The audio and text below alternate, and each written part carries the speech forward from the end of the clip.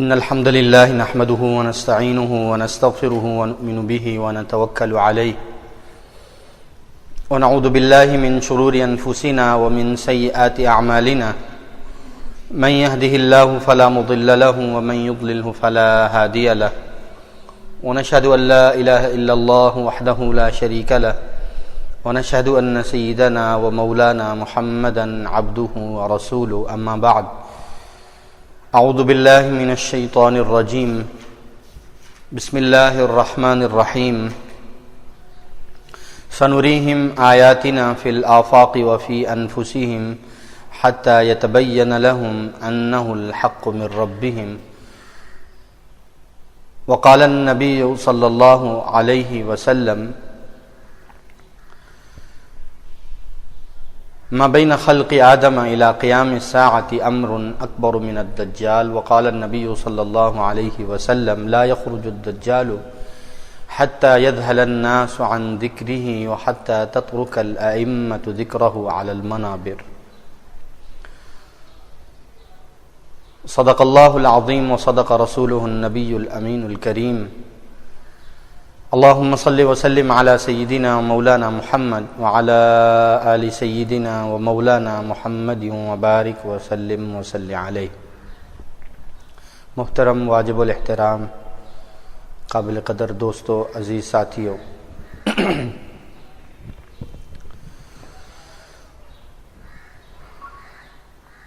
آج جس موضوع کی مناسبت سے یہ مجلس قائم کی گئی ہے وہ ہے علامات قیامت، قیامت سے قبل کے فتن، حالات، واقعات، احادیث نبویہ صلی اللہ علیہ وسلم کی روشنی میں. تو اس سلسلے میں علامات قیامت، حالات، فتنے، ملاحم، بڑی جنگیں، ظہور مہدی، خروج دجال، نزول عیسیٰ علیہ السلام، اس بات کو سمجھنے سے، اس کا آغاز کرنے سے قبل 3 باتیں سمجھنا ضروری ہیں. پہلی بات یہ ہے کہ قیامت اور علامات قیامت کی اہمیت اسلام میں کیا ہے. نمبر 2، ہم علامات قیامت اور قیامت کے موضوع کو اتنی اہمیت کے ساتھ اس زمانہ میں جہاں اور بہت سارے مسائل ہیں، ہم اس پر گفتگو کیوں ضروری سمجھتے ہیں. اور تیسری بات کہ کیا پیش آنے والے تمام واقعات، فتن، احوال، جنگیں اور جتنی اس میں جزیات ہیں، جنگیں ہیں، مقامات ہیں، مکانات ہیں، تعداد ہے، تو کیا یہ تمام واقعات، حالات اور جزوی تفصیلات نبی کریم صلی اللہ علیہ وسلم نے صحیح اور مستند احادیث میں ارشاد فرمائی ہیں؟ اور آخر میں یہ سوال پیدا ہوگا کہ ان تمام حالات و واقعات کے ہوتے ہوئے اور اتنی تفصیلی خبر کے ہوتے ہوئے دنیا میں وہ تبدیلی کیوں نہیں آ رہی؟ اور اگر دنیا میں تبدیلی آتی ہے تو تبدیلی آنے کی صورت، شکل کیا ہوگی؟ انشاءاللہ ان باتوں کے عرض کر لینے کے بعد ہم ظہور مہدی رضی اللہ تعالی عنہ سے لے کر نزول عیسیٰ اور عیسیٰ علیہ السلام کے حالات اور ان کی وفات اور ان کے بعد دنیا کے حالات کیا ہوں گے، قیامت تک کی صورتحال پر انشاءاللہ تفصیل کے ساتھ گفتگو کریں گے. اللہ تبارک و تعالی ہمارے آنے کو، سفر کرنے کو، مل بیٹھنے کو، مسجد کے ماحول میں دین کی بات کے سننے کو اور انتہائی فکر اور غور کے ساتھ، دلچسپی کے ساتھ ان حالات و واقعات کے سمجھنے کی نیت سے ہمارے بیٹھنے کو قبول فرمائیں۔ جن ساتھیوں نے اس کے لیے محنت کی ہے، اس مجلس کو قائم کرنے کے لیے، اللہ ان کی محنت کو، ان کی فکر کو، ان کی کاوش کو قبول فرمائیں۔ سب سے پہلی بات، قیامت اور علامات قیامت کی اہمیت اسلام میں کیا ہے؟ تو عزیزان محترم، قیامت اسلام کے بنیادی عقائد میں سے ایک عقیدہ ہے۔ قرآن پاک میں اللہ ذوالجلال نے 3 موضوع ارشاد فرمائے۔ قرآن پاک کا موضوع 3 چیزیں ہیں: توحید، رسالت اور قیامت۔ جہاں گفتگو ہوئی ہے توحید اور توحید کے متعلقات پر گفتگو ہوئی، رسالت اور رسالت کے منصب پر فائز ہونے والے شخصیات پہ گفتگو ہوئی، اور قیامت کے احوال پر گفتگو ہوئی۔ اس کے ضمن میں اور چیزیں بیان ہوتی رہیں، واقعات بیان ہوتے رہے، لیکن بنیادی گفتگو کا، قرآن پاک کے کلام کا اور قرآن پاک کے مضامین کی بنیاد جو ہے وہ انہی 3 چیزوں پر قائم ہے: توحید اور توحید کے متعلقات، رسالت اور رسالت کے متعلقات، قیامت اور قیامت کے متعلقات۔ ہماری گفتگو یا ہم جو چیز بیان کرتے ہیں حالات اور واقعات کے ضمن میں، یہ عقیدے کا حصہ بھی ہے، قیامت اور قیامت کی متعلقات پر گفتگو کرنا۔ یہ نبی کریم صلی اللہ علیہ وسلم کی بتائے ہوئے حالات و واقعات کی خبر بھی ہے، اس میں احادیث کا بہت بڑا حصہ شامل ہے۔ اس میں مسلمانوں کے مستقبل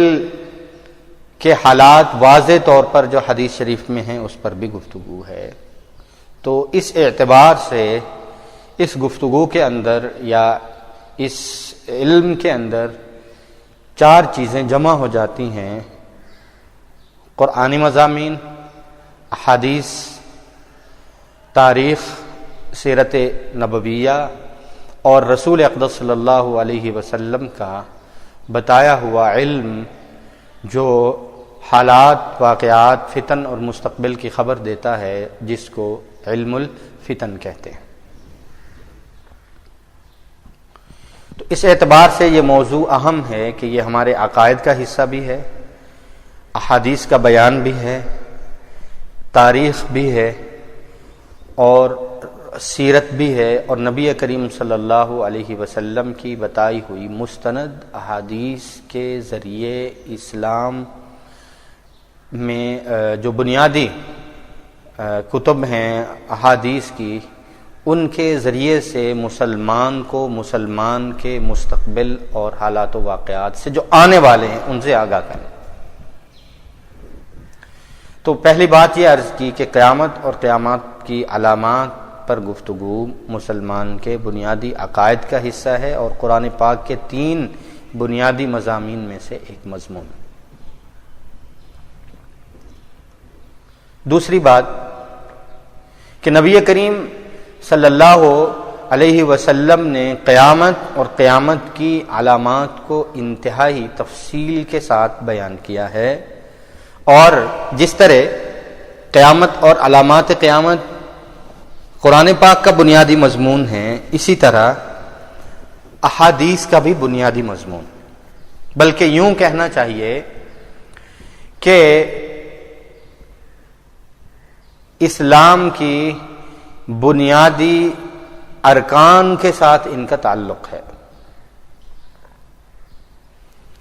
مسلمان ہونے کے لیے ہم پڑھتے ہیں آمنت باللہ وملائکتہ وکتبہ ورسلہ والیوم الآخر۔ تو والیوم الآخر میں قیامت اور قیامت کے متعلق گفتگو ہے. اور اسی طرح ذخیرہ حدیث میں 7 لاکھ سے زائد احادیث ہیں. اس میں ایک حدیث ایسی ہے جس کو متفقہ طور پر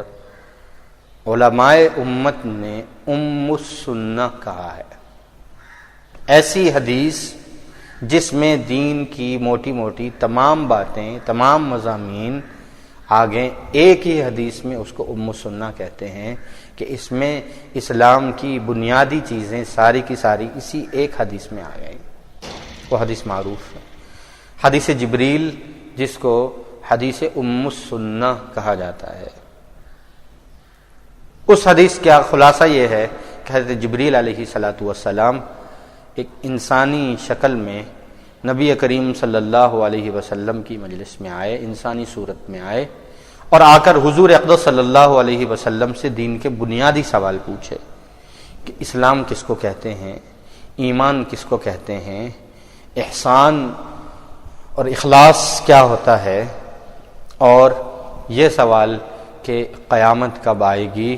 تو نبی کریم صلی اللہ علیہ وسلم نے ارشاد فرمایا کہ قیامت مل مسئول عنہا بعلم من السائل. جس طرح مسئول کو، سوال کرنے والے کو قیامت کے وقت کا علم نہیں، اسی طرح جو ہے جس طرح سائل کو پتہ نہیں اسی طرح مسئول کو بھی پتہ نہیں. جس طرح تجھے قیامت کے وقت کا اندازہ نہیں، اسی طرح اللہ نے قیامت کا علم مجھے عطا نہیں کیا. الیہ یرد علم الساعہ، جب قیامت کا سوال کیا جاتا ہے تو اس کا جواب الیہ یرد، اللہ کی طرف لوٹایا جاتا ہے. یسألونک عن الساعۃ ایان مرساہا، لوگ اگر قیامت کے وقت کے بارے میں آپ سے سوال کریں، قیامت کا عقیدہ نہیں، قیامت کے علامات نہیں، قیامت کے مناظر نہیں، قیامت کے احوال نہیں، قیامت ایان مرساہا کہ اس کا وقت کیا ہے، تو الی ربک منتہاہا، اس سوال کا جواب اللہ ہی کی طرف لوٹتا ہے.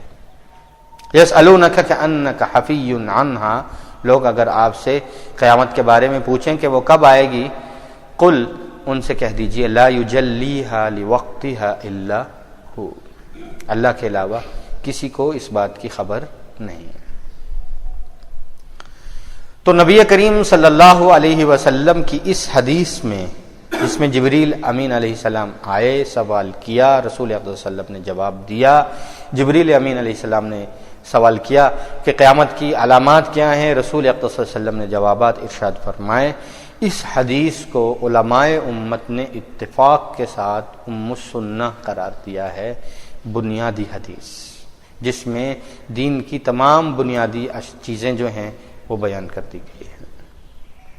اس سے اس بات کی اہمیت کا علم ہوتا ہے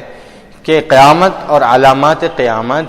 قرآن کا بھی بنیادی مضمون ہے اور حدیث شریف کا بھی بنیادی مضمون ہے، اور کسی بھی مسلمان کے ایمان و یقین اور عقائد میں سے ایک بنیادی عقیدہ ہے.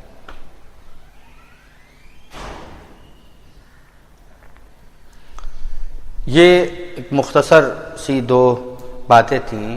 کہ قیامت اور علامات قیامت کی اہمیت کیا ہے. نبی کریم صلی اللہ علیہ وسلم نے احادیث میں قیامت اور احوال قیامت کو تفصیل سے بیان کیا، اور قرآن پاک کا تو مضمون ہے ہی، بالخصوص آخری 5-6 پارے تو ہیں ہی قیامت پر. اس میں تمام احوال، واقعات، مناظر قیامت کے متعلق اور قیامت کے احوال کے متعلق، جس میں ایک جگہ نبی کریم صلی اللہ علیہ وسلم کے نام پر جو سورت ہے، سورہ محمد صلی اللہ علیہ وسلم، 26ویں پارے کی دوسری سورت ہے، جس میں اللہ ذوالجلال نے واضح طور پر ارشاد فرما دیا کہ آپ لوگوں سے کہہ دیجئے کہ علامات قیامت کا سلسلہ شروع ہو چکا ہے. هل ينظرون الا الساعة ان تأتيهم بغتة فقد جاء اشراطها. دوسری بات کہ قیامت ہمارے ایمان کا حصہ ہے، ہمارے عقائد کا حصہ ہے، قرآن پاک کا مضمون ہے، احادیث کا مضمون ہے. اس کے ساتھ جو علامات قیامت ہیں ان کی اہمیت کیا ہے اور رسول اقدس صلی اللہ علیہ وسلم نے کس اہمیت کے ساتھ اس کو بیان کیا ہے. تو واجب الاحترام دوستو، بزرگوں، عزیز ساتھیوں، نبی کریم صلی اللہ علیہ وسلم کی احادیث کا وہ حصہ جو رسول اقدس صلی اللہ علیہ وسلم نے قیامت، علامات قیامت، قیامت سے پہلے کے حالات، واقعات، فتنے، جنگیں، یہ جتنا علم تھا، یہ جتنے واقعات و حالات تھے، نبی کریم صلی اللہ علیہ وسلم نے اتنی تفصیل کے ساتھ بیان کر دیے ہیں کہ اس سے زیادہ تفصیل بیان کرنا ممکن نہیں. اور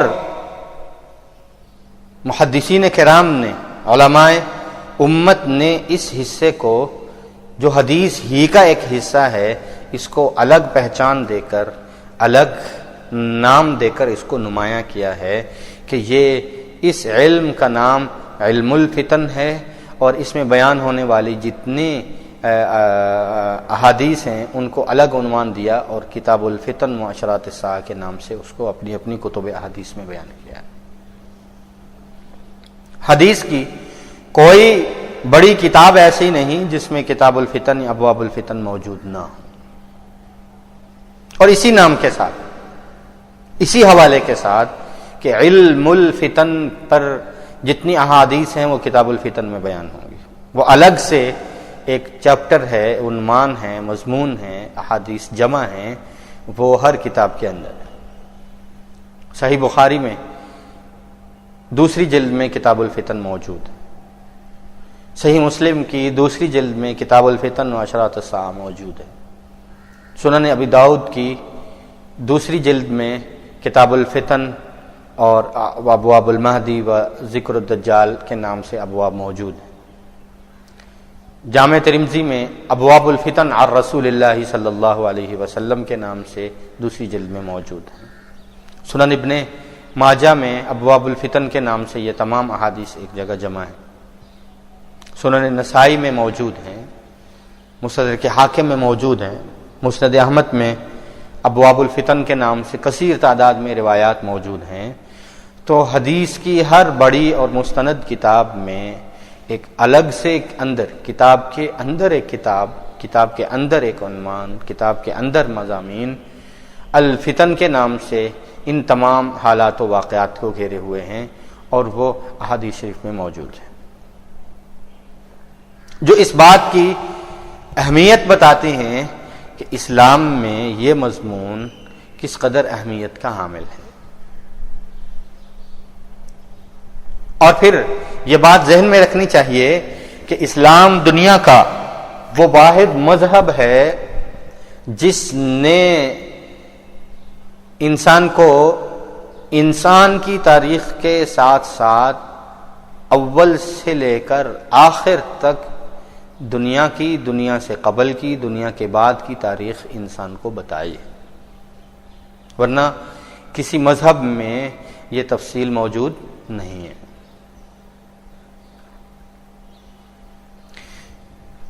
مثلا اس دنیا میں انسان سے پہلے کیا تھا یہ قرآن و حدیث میں موجود ہے. جب دنیا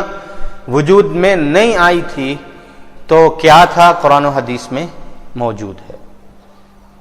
اللہ ذوالجلال نے فرشتوں کو کیسے بنایا، کس چیز سے بنایا، قرآن و حدیث میں موجود ہے. زمین کی، دنیا کی تخلیق سے پہلے کیا تھا قرآن و حدیث میں موجود ہے. اللہ کا عرش کہاں تھا قرآن و حدیث میں موجود ہے. دنیا کیسے وجود میں آئی قرآن و حدیث میں موجود ہے. آدم علیہ الصلاۃ والسلام کی تخلیق کیسے ہوئی، ان سے گفتگو کیا ہوئی، وہ جنت میں کیسے داخل کیے گئے، ان کے ساتھ کون تھا، جنت سے اتارے کیسے گئے، کہاں اتارے گئے، کتنا عرصہ وہ اکیلے رہے، کیا کیا اللہ سے مانگتے رہے، کہاں وہ جمع ہوئے، ان سے آگے تخلیق کیسے ہوئی، ان کو نبوت کیسے عطا ہوئی،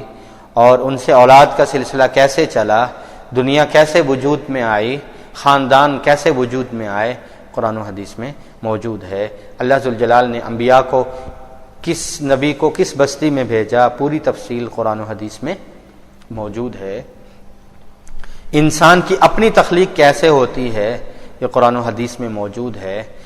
تخلیقات عالم کیا ہے، کس چیز کی قدر کتنی ہے، یہ قرآن و حدیث میں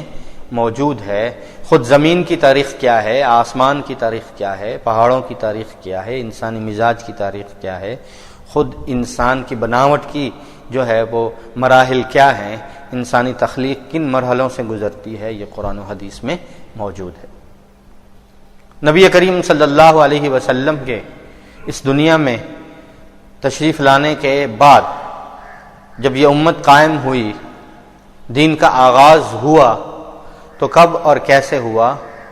یہ اللہ ذوالجلال نے تمام قوموں کے حالات، انبیاء کی تمام تفصیلی خبریں نبی کریم صلی اللہ علیہ وسلم کی احادیث کی صورت میں، قرآن کی آیات کی صورت میں یہ اس امت کے پاس اسلام میں محفوظ ہیں۔ پھر کائنات عالم نے کیسے رخ موڑا، یہ بھی موجود ہے۔ حالات، حال کا علم، یہ تو ماضی کی خبریں تھیں، حال میں کیا ہونا چاہیے، انسان کے اطوار کیسے ہونے چاہیے، اس کی تعلیمات موجود ہیں۔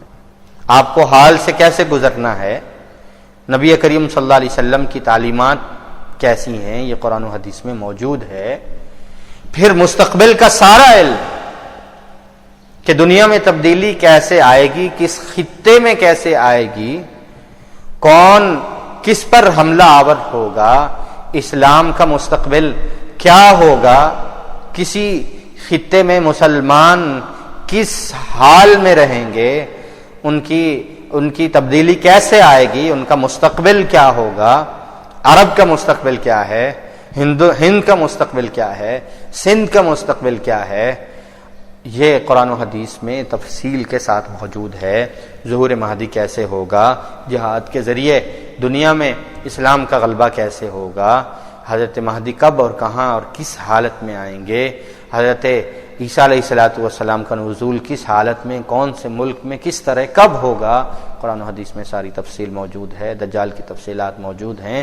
ہر بڑی جنگ کی تفصیل موجود ہے۔ ملاحم کے نام سے پورے ابواب قائم ہیں، کتاب الملاحم کے نام سے، جنگیں کہاں کہاں کس کے ساتھ کتنی ہوں گی، ان کی تفصیل کیا ہے، ان کی تعداد کیا ہے، مقتولین کتنے ہیں، حق پہ کون ہے، تمام تفصیلات قرآن و حدیث میں موجود ہیں، اور سیاہ احادیث میں، سیاہ ستہ میں موجود ہیں، مستند احادیث کے ساتھ موجود ہیں، اور بخاری و مسلم، ابو داؤد، ترمذی میں تمام واقعات موجود ہیں۔ جو حدیث، جو واقعہ بتایا جائے گا، اس ذمہ داری کے ساتھ بتایا جائے گا کہ یہ قرآن و حدیث میں موجود ہے اور سند صحیح کے ساتھ موجود ہے، جس پر امت کا اتفاق۔ نزول عیسیٰ کے حالات کیا ہیں، اس کے بعد کے حالات کیا ہیں، قیامت کی بڑی علامات کیا ہیں، قیامت قائم کیسے ہوگی، اس کے احوال کیا ہیں، اور انسان جب مرتا ہے تو قبر کے احوال کیا ہیں، برزخ کے احوال کیا ہیں، عالم حشر کیسے ہے، اللہ تبارک و تعالیٰ پہلا سوال کیا کریں گے، جنت میں داخل ہونے والا پہلے کون ہے، آخری کون ہے، جہنم میں آخر داخل ہونے والا کون ہے، اور اللہ تبارک و تعالیٰ کے ہاں سوال و جواب کی جو ہے وہ مرحلے کیا ہوں گے، شفاعت کیسے ہوگی، جنت کی نعمتیں کیا ہیں، جنت میں سوالات کیا ہیں، جنت کے مقامات کیا ہیں، جنت کی مجالس کیا ہیں، جنت کی گفتگو کیسی ہے، جہنم کے حالات کیا ہیں، طبقات کیا ہیں، اس کے عذابات کیا کیا ہیں، یہ تمام کی تمام خبریں قرآن و حدیث میں انتہائی تفصیل کے ساتھ موجود ہیں۔ تو ماضی، حال، مستقبل کا پورا علم جتنا اللہ تبارک و تعالی نے اس امت کو دیا قرآن کی صورت میں، یا اس امت کے پاس علم آیا حدیث کی صورت میں، قرآن و حدیث کی صورت میں، یہ تمام علوم اس امت کو امت کا ماضی، حال اور مستقبل کی پورے واقعات جو ہیں اللہ اور اس کے رسول نے تفصیلاً بتا دیے ہیں۔ اور یہ اسلام دنیا کا واحد مذہب ہے جو بتاتا ہے، اور بتاتا اس لیے ہے کہ ماضی سے عبرت حاصل کیا جائے اور حالات میں ان تعلیمات کے مطابق زندگی بسر کی جائے اور مستقبل کے لیے منصوبہ بندی کی جائے. ہمارا لاحہ عمل رسول اقدس صلی اللہ علیہ وسلم کی تعلیمات کے موافق مستقبل جو ہے وہ رسول اقدس صلی اللہ علیہ وسلم کی تعلیمات کے موافق ہم اس کی بنیاد رکھیں.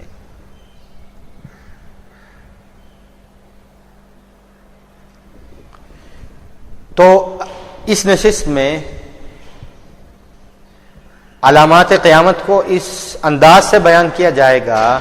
کہ نبی کریم صلی اللہ علیہ وسلم نے امت کو امت کا مستقبل کیسے بتایا ہے اور کس اہمیت کے ساتھ بتایا ہے. نبی کریم صلی اللہ علیہ وسلم صحابہ کرام رضوان اللہ علیہم اجمعین کو جہاں توحید کا سبق دیتے، مسائل و فضائل بتاتے، جہاں جہادی قافلے بھیجتے، دعوت کے لیے تشکیل فرماتے، امت اور ریاست کا قیام ہوا، امت وجود میں آئی، وہیں نبی کریم صلی اللہ علیہ وسلم نے ایک مکمل سلسلہ قائم فرمایا امت کو امت کے حالات و واقعات اور مستقبل کی خبر دینے کے لیے.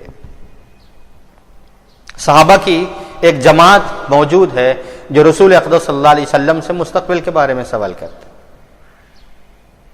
اور رسول اقدس صلی اللہ علیہ وسلم ان کو خبر دیتے ہیں، ان کو لکھواتے ہیں، احادیث سناتے ہیں، حالات و واقعات تفصیل سے بتاتے ہیں جن کو وہ جمع کرتے ہیں، امت تک پہنچایا ہے. اور نبی کریم صلی اللہ علیہ وسلم کی یہ دی ہوئی خبریں دو قسم کی ہیں. ایک وہ احادیث جن کو نبی کریم صلی اللہ علیہ وسلم نے مجمع عام میں ارشاد فرمایا اور انتہائی تفصیل کے ساتھ بیان فرمایا. اگر اس کی پوری کیفیت کو اور اس کی پوری حالت کو بیان کیا جائے تو وقت یہیں صرف ہو جائے. خلاصتاً یہ ہے کہ حضور اقدس صلی اللہ علیہ وسلم نے صحیح مسلم کی حدیث ہے، کتاب الفتن و اشراط الساعہ میں موجود ہے، نبی کریم صلی اللہ علیہ وسلم نے امت کو ایک طویل ترین خطبہ ارشاد فرمایا. طویل ترین خطبہ وہ نہ توحید کے متعلق ہے، نہ اس میں مسائل ہیں، نہ اس میں فضائل ہیں، نہ امت کو اس میں وصیتیں ہیں. اس خطبے کا موضوع کیا ہے؟ صرف اور صرف اس وقت جب رسول اقدس صلی اللہ علیہ وسلم خطبہ ارشاد فرما رہے تھے اس وقت سے لے کر الی ما ہوا کائن الی یوم القیامہ، قیامت کے دن کے قائم ہونے تک امت کو امت کا مستقبل بتایا ہے کہ تمہارے ساتھ یہ پیش آئے گا، پھر یہ پیش آئے گا، پھر یہ پیش آئے گا، پھر حالات یوں ہوں گے، فتنے یوں آئیں گی، جنگیں یوں ہوں گے، اتنے مقتولین ہوں گے، اتنی تعداد ہوگی، اس کی کیفیت یہ ہے، دنیا اس موڑ پر آئے گی، اسلام کا غلبہ یوں ہوگا، ظہور مہدی ہے، خروج دجال ہے، نزول عیسیٰ ہے، قیامت تک کے حالات ہیں. قیامت کے قائم ہونے تک کے حالات نبی کریم صلی اللہ علیہ وسلم نے اس خطبہ میں انتہائی تفصیل کے ساتھ بیان فرمایا. اور یہ وہ علم ہے، علم الفتن، یہ وہ خطبہ ہے جس کو حضور اقدس صلی اللہ علیہ وسلم نے مجمع عام میں ارشاد فرمایا. راوی یہ کہتے ہیں کہ نبی کریم صلی اللہ علیہ وسلم نے خطبے کا آغاز فجر کی نماز کے متصل شروع کیا. فجر کی نماز پڑھائی، منبر پر تشریف فرما ہوئے اور خطبہ شروع کیا جو علامات قیامت پر ہے، جو فتنوں پر ہے، جو حالات و واقعات پر ہے اور امت کو امت کا مستقبل بتا رہے ہیں. اس کے ضمن میں ہدایات ہیں، اس کے ضمن میں علامات ہیں، اس کے ضمن میں تعلیمات ہیں، لیکن رسول اقدس صلی اللہ علیہ وسلم کے خطبے کا بنیادی نقطہ، بنیادی مضمون جو ہے وہ علامات قیامت اور فتنوں کا بیان، اس وقت سے لے کر قیامت کے قائم ہونے تک تفصیل کے ساتھ. راوی یہ کہتے ہیں صحابی رسول صلی اللہ علیہ وسلم کہ حضور علیہ الصلوۃ والسلام نے خطبہ شروع فرمایا اور ظہر کی نماز کا وقت ہو گیا۔ نبی کریم صلی اللہ علیہ وسلم ممبر سے اترے، نماز پڑھائی، ثم صعد المنبر فخطب، پھر ممبر پر تشریف فرما ہوئے اور اپنی بات کو وہیں سے شروع کیا، حتی حضرت صلاۃ العصر، حتیٰ کہ عصر کی نماز کا وقت آ گیا۔ نبی کریم صلی اللہ علیہ وسلم ممبر سے اترے، عصر کی نماز پڑھائے، ثم صعد المنبر، پھر ممبر پر تشریف فرما ہوئے، اپنے سلسلہ کلام کو جاری کیا، اور حتی غربت الشمس، سورج کے غروب ہوتے تک۔ اور آخر میں نبی کریم صلی اللہ علیہ وسلم نے خطبے کے آخر میں ارشاد فرمایا، لوگوں سے سوال کیا، بتاؤ سورج کے غروب ہونے میں کتنا وقت باقی ہے؟ جواب ملا کہ چند لمحے باقی ہیں، سورج غروب ہوا چاہتا ہے۔ تو نبی کریم صلی اللہ علیہ وسلم نے ارشاد فرمایا، سمجھ لو کہ قیامت تم پر اسی طرح قائم ہے، اس کا وقت انتہائی قریب ہے جتنا غروب شمس کا وقت باقی ہے، اور دنیا اپنی اتنی عمر جو ہے وہ گزار چکی جتنا کہ یہ سارا دن گزر چکا، اور تم آخری امت ہو، اور تم قیامت کے متصل والی امت ہو، تمہارے بعد کسی امت نے نہیں آنا، تمہیں پر قیامت نے قائم ہونا۔ یہ نبی کریم صلی اللہ علیہ وسلم کا خطبہ مسجد نبوی میں مدنی دور میں ہجرت کے بعد کا ہے۔ مدینہ کے حالات اور موسم کو مد نظر رکھتے ہوئے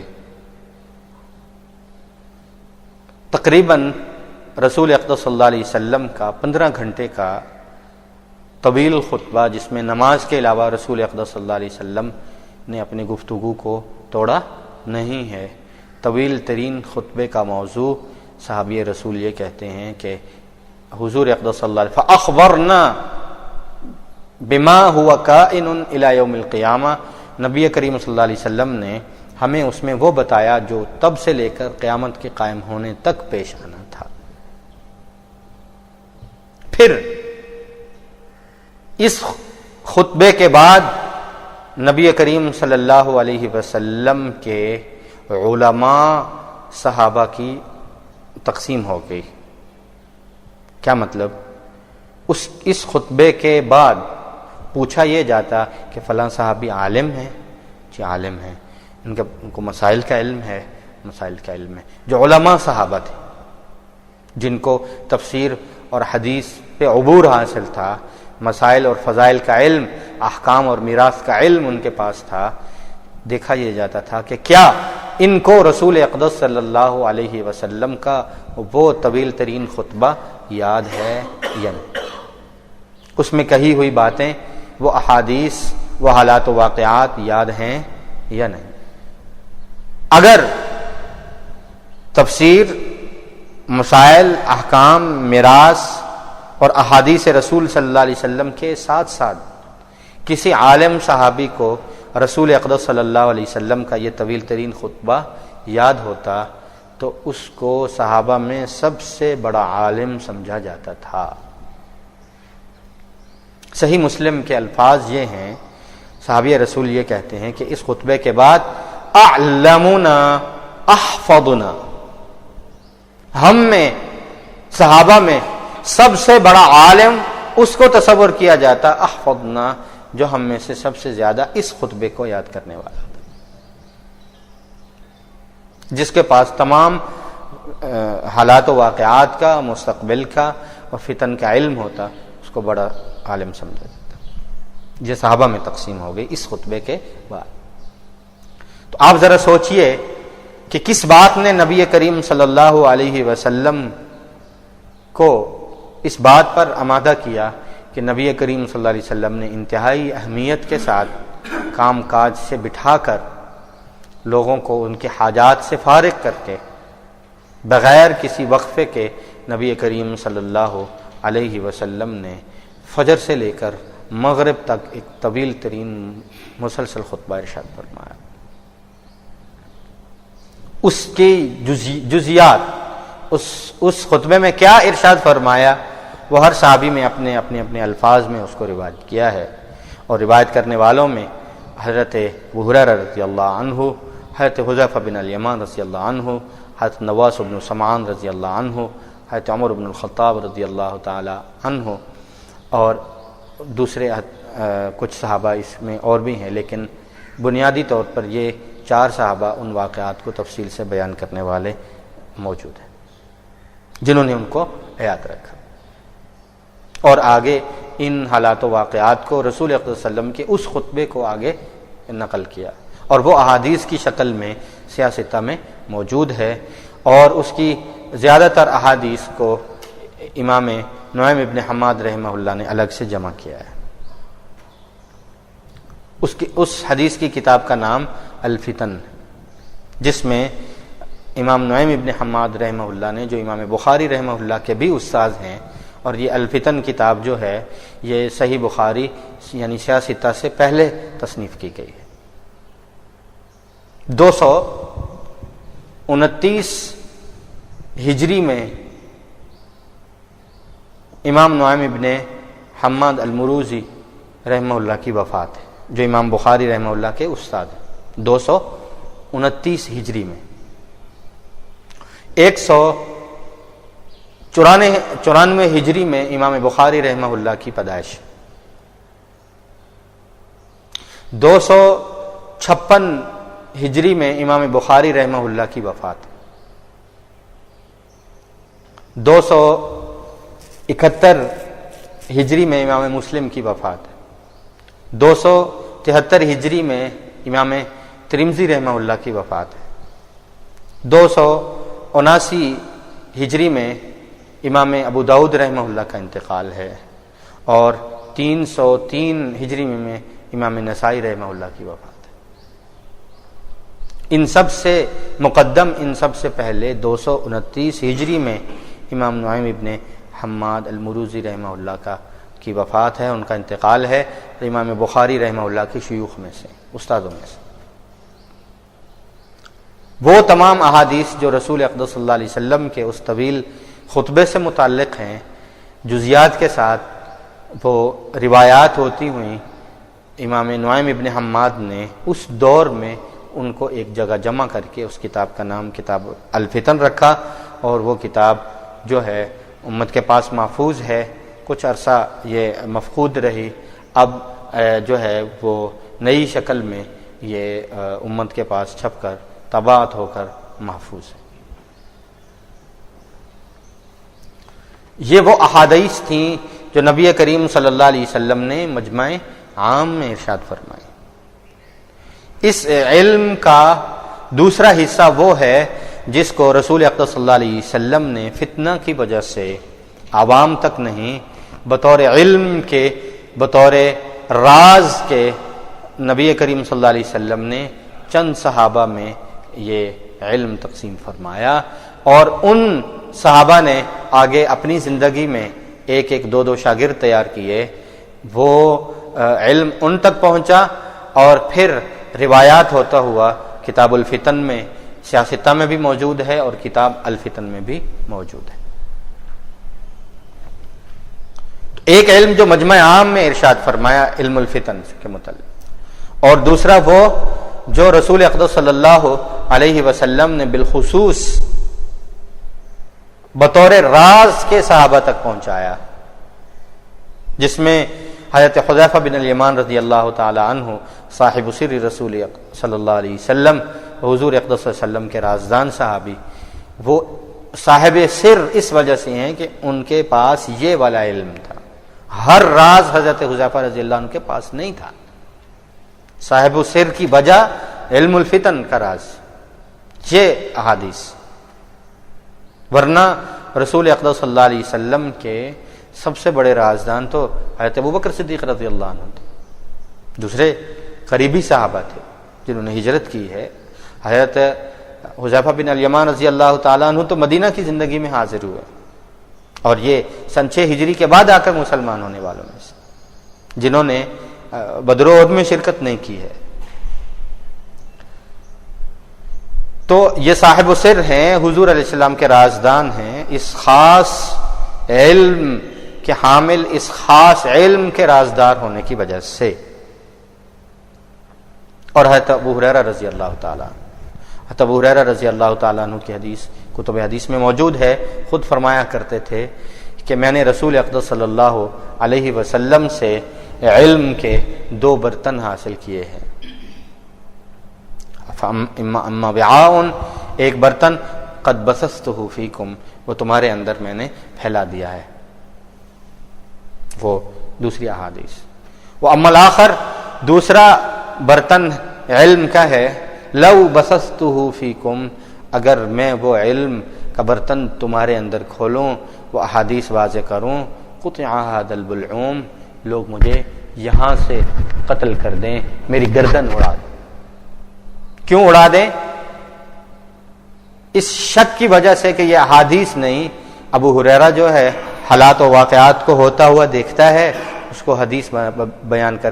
بتا کر لوگوں میں سنا دیتا ہے۔ وہ اتنی واضح احادیث ہیں کہ اگر میں نے بیان کرنا شروع کر دیں تو لوگ اس شک سے ابو ہریرہ کو قتل کر دیں گے کہ یہ احادیث نہیں ہیں، حالات و واقعات کو ہوتے ہوئے دیکھ کر احادیث گھڑ کر لوگوں کو بیان، کیوں کہ وہ احادیث حالات و واقعات کے اتنے موافق ہیں،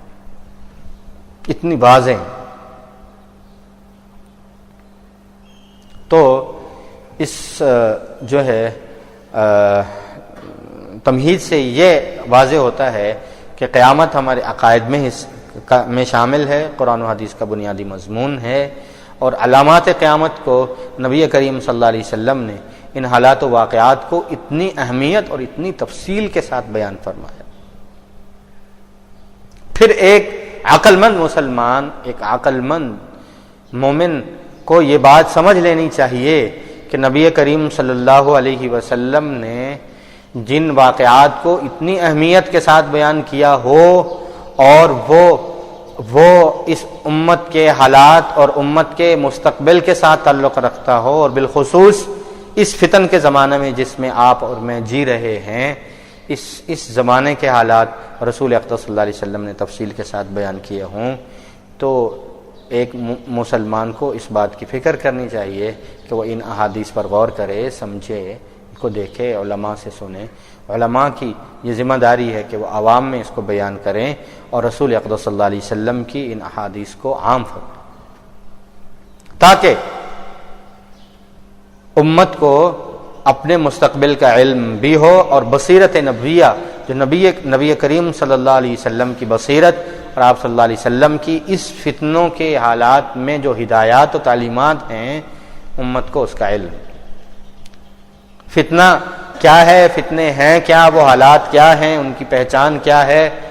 اور کس میں کس کا کردار کتنا ہے، اور ہم اس میں ہدایات کیا ہیں، تعلیمات کیا ہیں، ہم بچ کیسے کر سکتے ہیں، مقابلہ کیسے کر سکتے ہیں،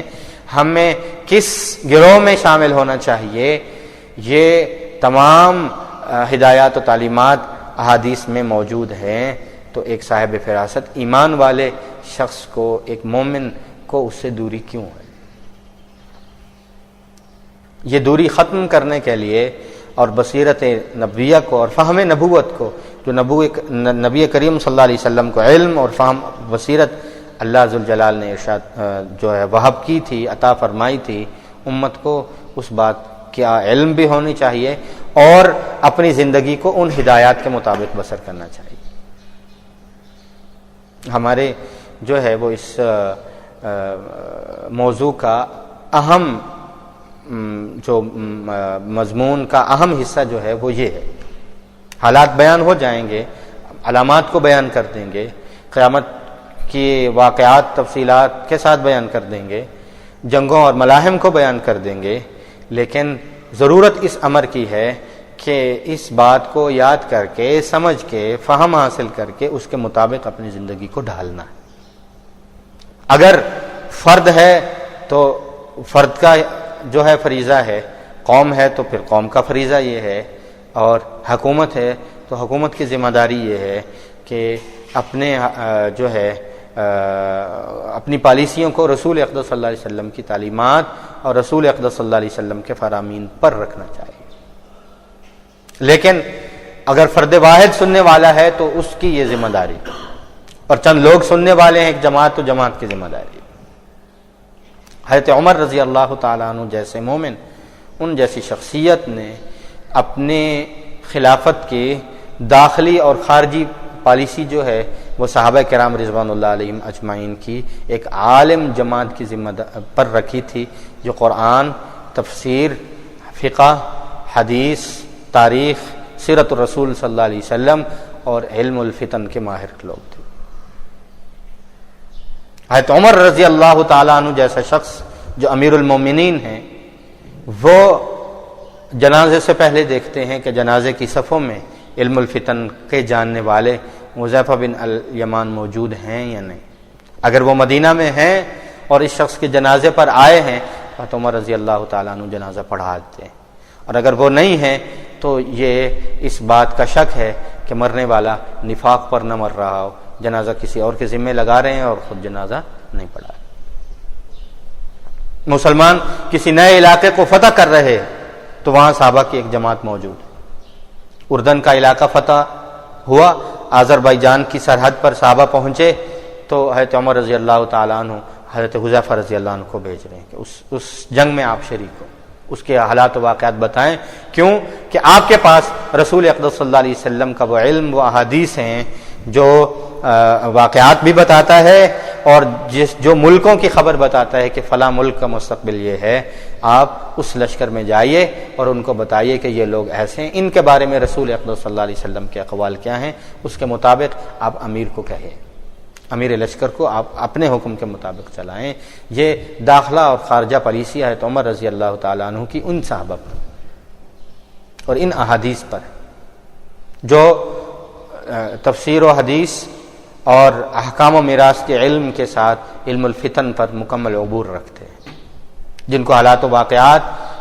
ازبر یاد ہیں، اور رسول اقدس صلی اللہ علیہ وسلم کا وہ طویل ترین خطبہ جو الفتن پر تھا وہ ان کو ازبر تھا، وہ عالم تھے، کیونکہ اس خطبے میں احفظ تھے۔ تو ہم جس زمانے میں جی رہے ہیں، ہم اس زمانے سے 1500 سال کا سفر کرتے ہوئے ہم جس زمانے میں پیدا ہوئے ہیں اور جس زمانے میں سانس لے رہے ہیں، کم از کم ہمیں یہاں سے لے کر قیامت تک کے حالات و واقعات کا علم تو حاصل کرنا چاہیے کہ ہم کس زمانے میں جی رہے ہیں، ہم کہاں کھڑے ہیں اور ہمارے بعد آنے والا زمانہ کیا ہے، اس کے بارے میں تعلیمات اور ہدایات کیا ہے، قرآن و حدیث کی صورت، رسول اقدس صلی اللہ علیہ وسلم کی بصیرت اور فہم کے مطابق۔ تو اس تمہیدی گفتگو میں وقت لگ گیا، لیکن یہ ضروری گفتگو تھی، اس کے بغیر اہمیت اور اس کا تعارف نہیں ہوتا۔ نبی کریم صلی اللہ علیہ وسلم نے امت کے ادوار بتائے ہیں۔ ہم اب اپنے اصل موضوع کو شروع کر رہے ہیں۔ آج ہم کہاں کھڑے ہیں؟ نبی کریم صلی اللہ علیہ وسلم نے ارشاد فرمایا، ابو داؤد شریف کی حدیث ہے، ان ھذا الامر بدأ نبوتی ورحمتی، یہ دین میری نبوت اور میری رحمت سے شروع ہوا ہے۔ آغاز نبوت اور رسالت سے۔ امت کا پہلا دور وہ گزرا کہ جب امت کے نبی موجود ہیں۔ عہد رسالت، عہد نبوت، نبی کریم صلی اللہ علیہ وسلم کی مبارک زندگی، نبی کریم صلی اللہ علیہ وسلم کے اسفار، حضور علیہ السلام کی دعوت، آپ صلی اللہ علیہ وسلم کے خطوط، نبی کریم صلی اللہ علیہ وسلم کی جہادی زندگی، اور دین کا تکمیل ہو رہی ہے، وحی آ رہی ہے، احکام بن رہے ہیں۔ یہ 23 سالہ جو نبی کریم صلی اللہ علیہ وسلم کا نبوت کا زمانہ ہے، یہ اس امت کا پہلا دور۔ نبی کریم صلی اللہ علیہ وسلم نے ارشاد فرمایا کہ نبوت تم میں رہے گی جب تک اللہ چاہیں گے، جب اللہ چاہیں گے تم سے نبوت اٹھا لی جائے۔ ثم تکون خلافتا علی منہاج النبوہ، امت دوسرے دور میں داخل ہو جائے گی جب نبوت اٹھا لی جائے گی اور اس کی جگہ خلافت آ جائے گی، اور خلافت علی منہاج النبوہ، نبوت کے طرز پر ہوگی۔ اور وہ حضرت ابوبکر و عمر، حضرت عثمان و علی رضی اللہ عنہم اجمعین کے صورت میں یہ خلافت علی منہاج النبوہ کا دور آیا۔ جس کو خلافت راشدہ کہتے ہیں۔ یہ امت کا دوسرا دور تھا۔ نبی کریم صلی اللہ علیہ وسلم نے ارشاد فرمایا کہ پھر امت تیسرے مرحلے میں داخل ہوگی، ثم تکون ملکا عاضا، پھر بادشاہت آ جائے گی اور وہ کاٹ کھا جانے والی بادشاہتیں ہوں گی، ایک دوسرے کو دبا دینے والی، ایک دوسرے کا حق کھانے والی۔ باپ نے جو ہے وہ اپنے بیٹے سے حکومت چھینی، بیٹے نے باپ سے حکومت چھینی، ایک دوسرے کو قتل کیا، بھائی نے بھائی کا گلا کاٹا، جس کی لاٹھی اسی کی بھینس، جس کا غلبہ آیا اسی نے اس علاقے پہ اقتدار حاصل کیا، اور یہ بادشاہی کا ایک طویل سلسلہ ہے جو امت کا تیسرا دور ہے۔ ثم تکون ملکا عاضا، کاٹ کھانے والی بادشاہتیں ہیں۔ امت نے یہ دور بھی دیکھا اور بادشاہی جو ہے وہ بھی اس امت پر جو ہے وہ تسلط پذیر ہوئی، اور ایک طویل عرصہ اس امت نے بادشاہیوں کو بھگتا ہے، جو نبوت کے طرز پر نہیں، جو خالص بادشاہی نظام تھا۔ اور بادشاہت جو ہے وہ یا وراثت میں منتقل ہوتی رہی یا نئے آنے والے ظالم اور جابر بادشاہ کو منتقل ہوتی رہی۔ پھر امت میں چوتھا دور آیا۔ نبی کریم صلی اللہ علیہ وسلم نے ارشاد فرمایا امت چوتھے مرحلے میں داخل ہوگی، ثم تکون ملکا جبریتا، پھر جبر، آمریت، دہشت کا دور آئے گا۔ تب وہ جو جابر ہوگا، جو عامر ہوگا، جو جتنی زیادہ دہشت رکھتا ہوگا، وہ اپنی حکومت کو قائم کر لے گا۔ ابو داؤد شریف کی حدیث میں ثم تکون ملکا جبریتا کے الفاظ۔ امت چوتھے مرحلے میں داخل ہوگی، انتہائی ظلم، انتہائی جبر، انتہائی بے انصافی کا دور ہوگا، اور جو جتنا بڑا عامر ہوگا، جتنا بڑا جابر اور ظالم ہوگا، وہ اتنے حصے پر بادشاہت کرتا رہے گا۔ 4 مرحلے۔ پھر نبی کریم صلی اللہ علیہ وسلم نے ارشاد فرمایا کہ امت 5ویں اور آخری مرحلے میں داخل ہوگی۔ پھر یکایک کیا ہوگا؟ ثم تکون خلافتا علی منہاج النبوہ، پھر خلافت قائم ہوگی۔ ملک نہیں کہا، بادشاہی نہیں کہا، آمریت نہیں کہا، جبر نہیں کہا، ظلم نہیں کہا۔ ثم تکون خلافتا علی منہاج النبوہ، پھر خلافت قائم ہوگی اور نبوت کے طرز پر ہوگی، جس کو خلافت راشدہ کہہ سکتے ہیں۔ وہ تسلسل جو ٹوٹا ہوگا، بیچ میں کئی صدیاں گزری ہوں گی، نبی کریم صلی اللہ علیہ وسلم کے عہد اور خلافت راشدہ کے عہد کے بعد دنیا وہ زمانہ دیکھے گی کہ وہ خلافت واپس آئے گی، وہ زمانہ واپس لوٹے گا، اور صرف نام کی خلافت نہیں، خلافہ علی منہاج النبوہ، نبوت کے طرز پر قائم ہو، جس میں 100% جو ہے اللہ کا قانون، آئین نافذ ہو۔ محدثین اس کی تشریح کرتے ہوئے لکھتے ہیں